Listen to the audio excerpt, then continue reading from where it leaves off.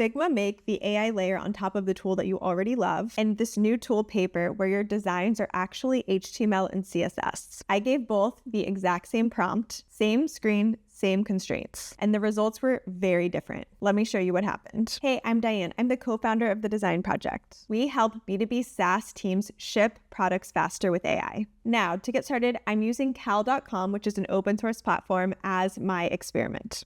Let's take a look. Okay, so let's start with our first test that we're gonna run.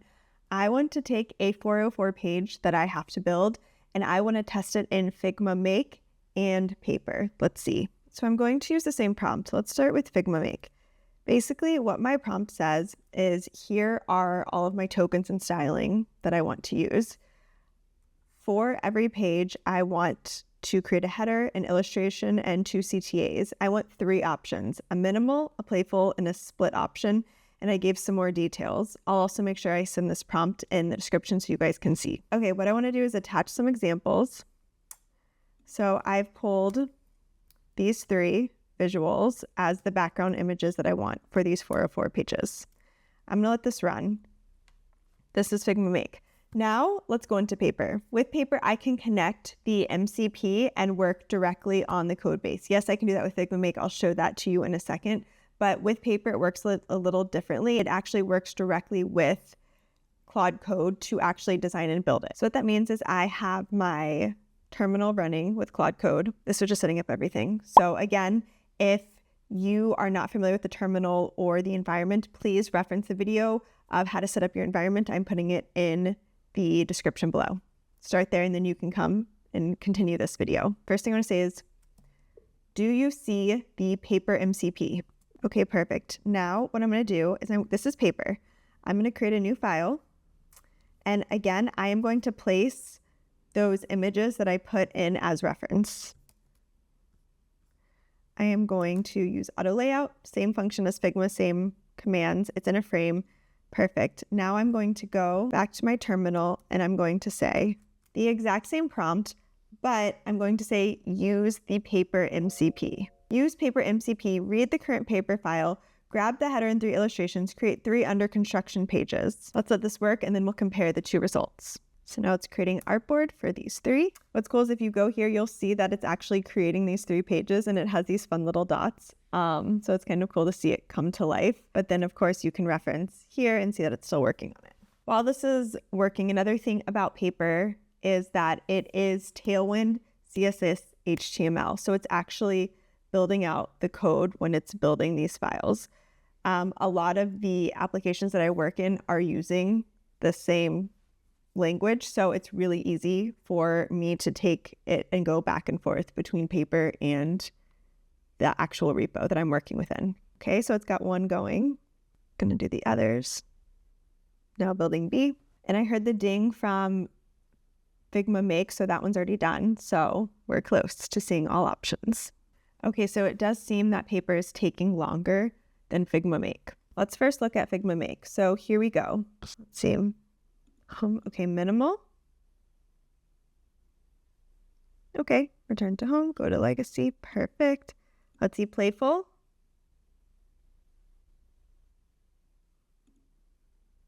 Minimal and playful look the same. Okay, split, which is gonna be the same. Okay, so they're all the same.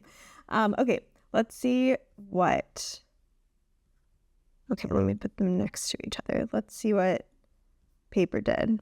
So here's the first one.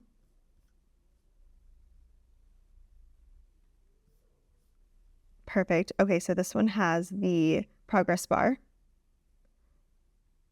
The copy is a little more fun on this one. And then the split view.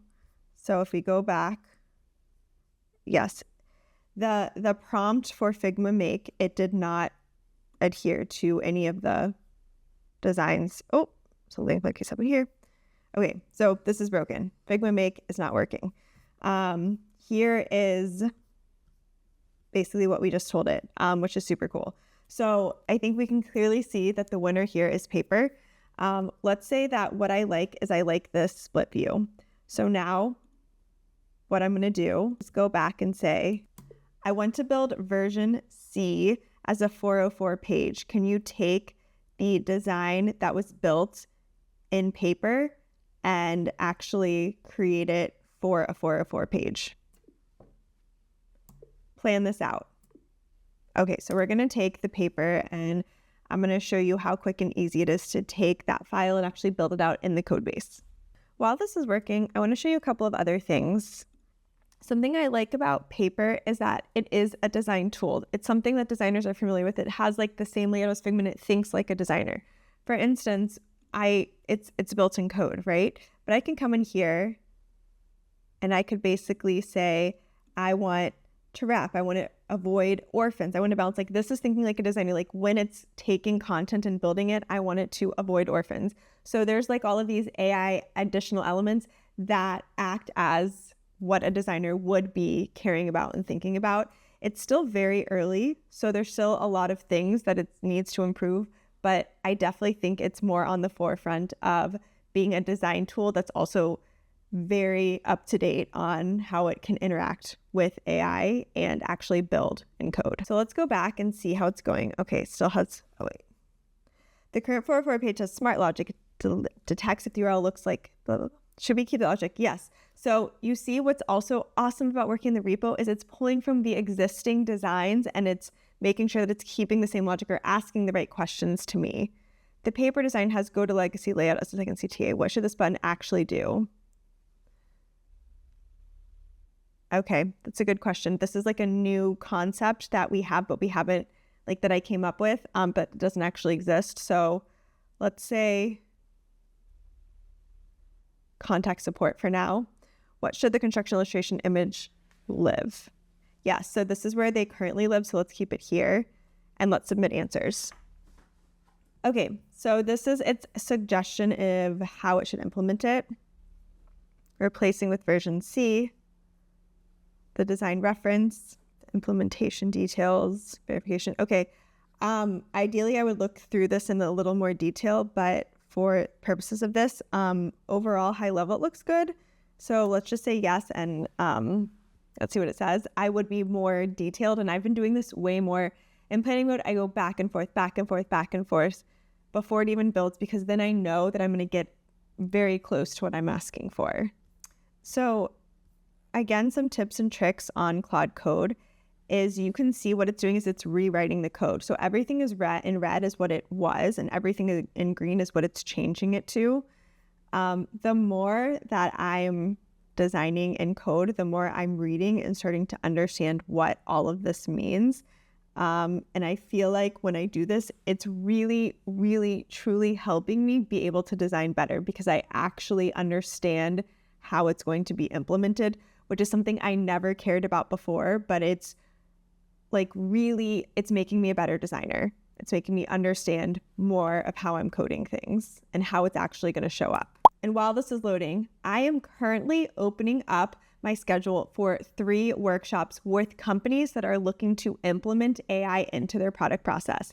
I go in, I understand your current workflow, and then I build a process and I do demos, and we actually go from taking your designs with your designers into building it in code and shipping front-end code with your engineers. If this is something you're interested in, there is a form in the description. Please fill it out, and I would love to have a bigger conversation. Something else to show while this is loading is Paper has these really cool filters and effects, and I've been playing around with them. And basically what you can do is you can go in, and then you're going to be able to see the effect here and apply it. And so, oh, look, you can do them different here. It's pretty cool to see how it's thinking about animating and creating more of those like interactions. So keep playing around with these, but they're super cool. Okay, so this is done. Look, there it is. Awesome. We need to change some of this information, but it pretty much one-to-one built it because Paper is building with HTML, CSS, Tailwind. I would love to add some interactions and animations, and I think that would be something that I do next, but look, the buttons work already, and overall, great first start. I want to show another use case for Paper now. So for everyone that is building out component libraries, there's 2 ways to do it. You design it in Figma, and then you build it out in Storybook or another tool for your company. The other option is if you already have a component library that's in the code, but you don't have Figma, there historically has not been a great way to translate that Storybook into actual components that you can use to design in Figma or other platforms.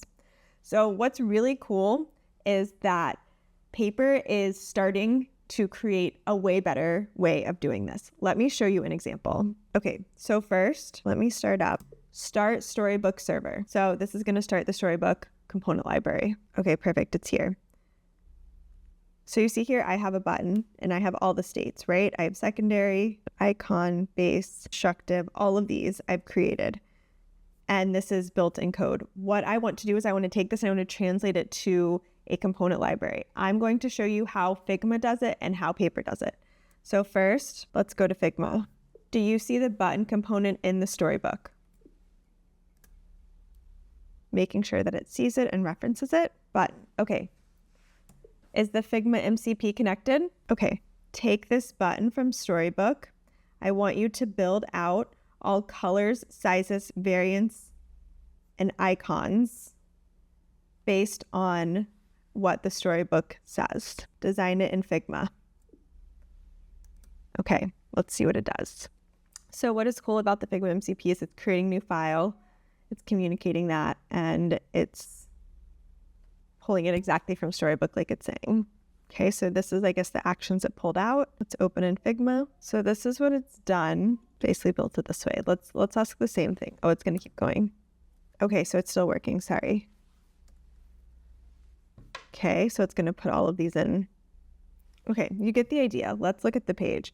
It's basically putting everything in its own. It is going through and it's putting it all in its own folder. So this is a start. As a designer, we have something, I guess, then we would go in and we would really organize it and create components out of it and keep it in a place that makes sense. Let's see what Paper does. We're going to kind of give the same prompt. Using the Paper MCP, take the button from Storybook and build out all variables, sizes, statuses of this component. So what you see here is it's actually doing it all at once. It's saying I'm doing the sizing section, I'm doing the color section, the variant section.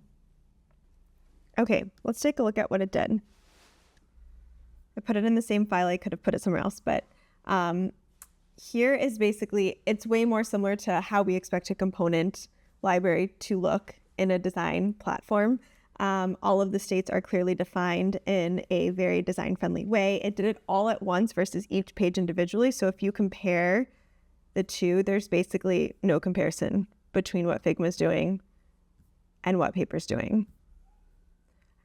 The thing about Paper is it does not actually have components set up yet. So I'm sure this is something that's coming. I think it's on their radar, but this is a really great start to build components and then be able to take these components and design within Paper and then translate it back into the code with the Paper MCP. So what did we learn? I am very excited about where Paper is going. I think for designers, it feels like that in between that we've been looking for that Figma has not yet been able to achieve. And I'm excited to continue to follow along. It's still very early, but being able to take my designs, build them out, feel like I'm actually in a design tool while also simultaneously feeling like I'm building code is really, really exciting. So I am all for moving from Figma to Paper and continuing to follow the Paper journey because I think it's just going to continue to increase. Please like and subscribe. It helps me. And if you are looking to continue to learn and grow in the design AI product space, I put out videos weekly. Thank you so much for watching.